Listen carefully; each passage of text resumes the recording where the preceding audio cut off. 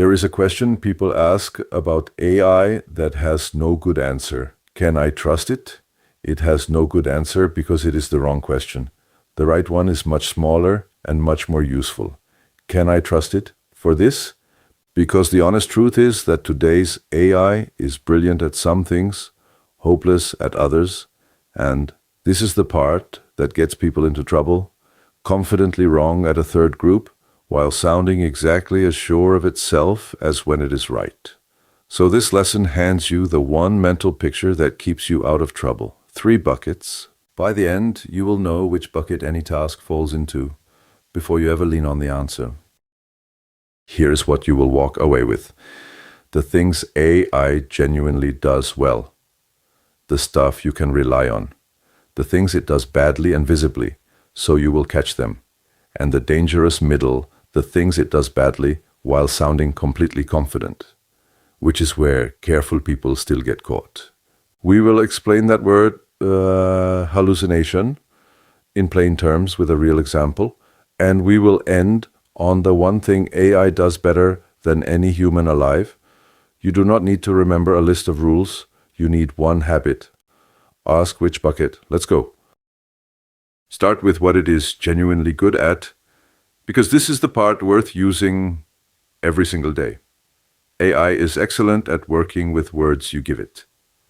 Drafting an email, a letter, the message you have been dreading, summarizing something long into something short. Translating between languages, fast and surprisingly well. Brainstorming, hand it a half-formed idea, and it gives you 20 directions. Explaining a concept you did not follow, then explaining it again, simpler, without a hint of impatience. And answering general, well-settled questions, the kind that have been written about 1,000 times. Notice the pattern. It shines when the raw material is already in front of it, or when the answer is common knowledge that has been repeated everywhere. Give it your rambling notes and ask for a tidy summary, and it is genuinely daily useful. That is bucket 1. Lean on it. And there is a plain reason it is so good here, worth knowing just once. These are exactly the tasks it has seen millions of examples of. Drafts, summaries, translations, explanations. The internet is full of them, so the patterns are deep and reliable. When you ask for something common, done in a common way, you're playing straight to its single greatest strength. It has, in a sense, seen this a million times before, so it rarely needs to invent anything.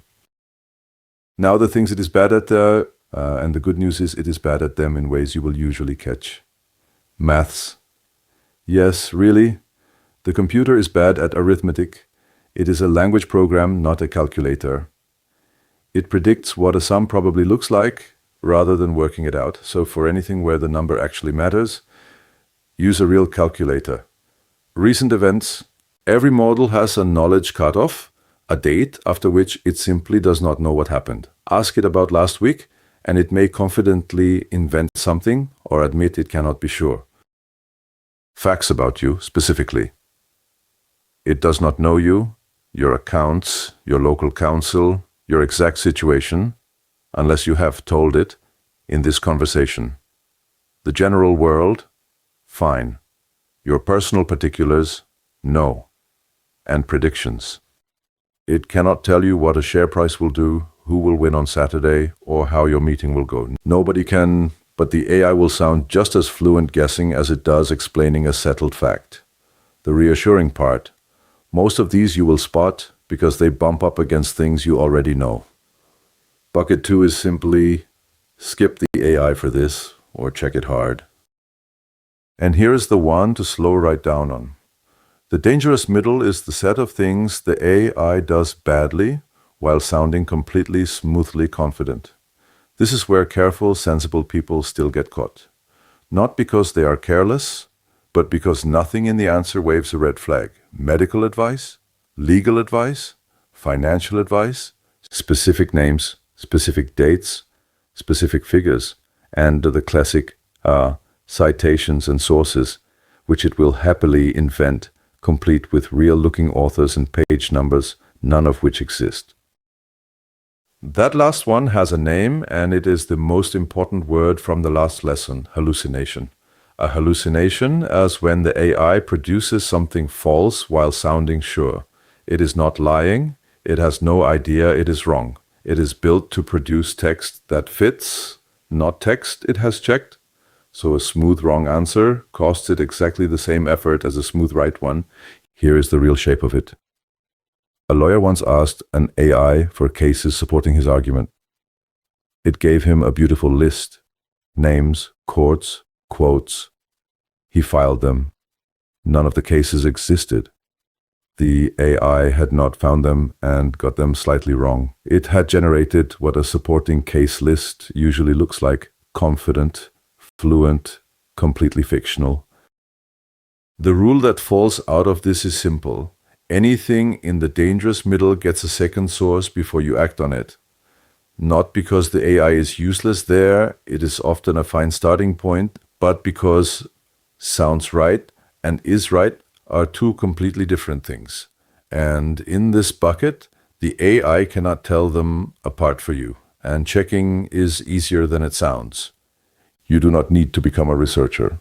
For a fact or a figure, drop it into an ordinary search engine and see whether a real named source agrees. For a name, a law, or a citation, look for the original, not just another AI summary repeating it. And for anything medical, legal, or financial that actually affects you, treat the AI as the friend who has read an enormous amount but is not your doctor, your lawyer, or your accountant. Wonderful for getting your bearings. Never the final word. Let us make it every day. Say you get a baffling letter from an insurance company and you ask the AI to explain it. Bucket 1, it does a lovely job turning the jargon into plain English. Now you ask, so what is my exact deadline to appeal? And what is the legal basis?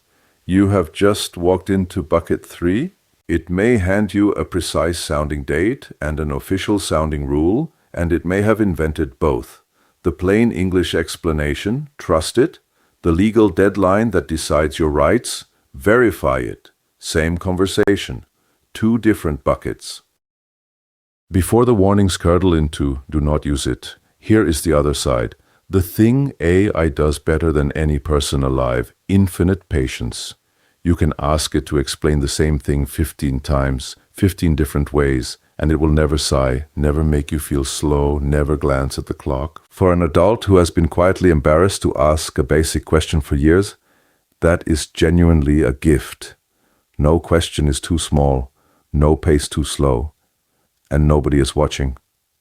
You can say, I still do not get it. Explain it like I am completely new, as many times as you need, and it will simply try again, differently every time. Point it at the right things. Bucket 1, learning, drafting. It is the most patient teacher you will ever have. And for a lot of people, that patience is the whole reason it is worth bothering with at all. 3 to carry with you. First, a confident tone tells you nothing about whether it is correct. The AI sounds equally sure in all 3 buckets. Confidence is free for it. Accuracy is not. Never read fluency as proof.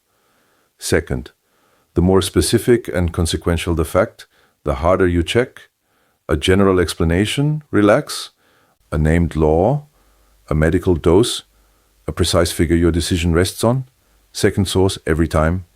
Third, when it does not know, it may not say so. It would often rather produce a smooth answer than admit a gap. So the absence of "I'm not sure" is not the presence of certainty. And the permission slip, as always. You do not need to understand why it hallucinates, or how the prediction works under the bonnet, or any of the engineering. You need exactly one habit. Before you rely on an answer, ask which bucket it is in. Does well, lean on it. Does badly and obvious, skip it or check it. Dangerous middle, verify before you act. That is the whole lesson, and it is enough to use AI confidently for the rest of your life. You are also allowed to use it only for bucket 1 and never touch the rest. That is not timid, it is sensible. Most of the everyday value lives in bucket 1 anyway. And notice what this lesson is really doing. It is not teaching you to fear the tool, and it is not teaching you to swallow whatever it says. It is handing you back your own judgment, the same judgment you already use with a confident stranger, a salesman, or a newspaper. You weigh the source against the stakes. If you would like this as a one-page map, the 3 buckets with examples, or the companion document for this lesson is on our resources page. Free, no email, nothing to sign up for. Next time, in lesson 4, we get honest about the bigger argument. Why some people are genuinely excited about AI and why others are genuinely worried. Both sides, fairly. No cheerleading, no doom. And if you would rather have a real person walk you through any of this one-on-one, that quiet option is there too. Otherwise, I will see you in the next one. We had an opinion on what to trust and what to check. We shared it. Where your own caution sits is yours to decide.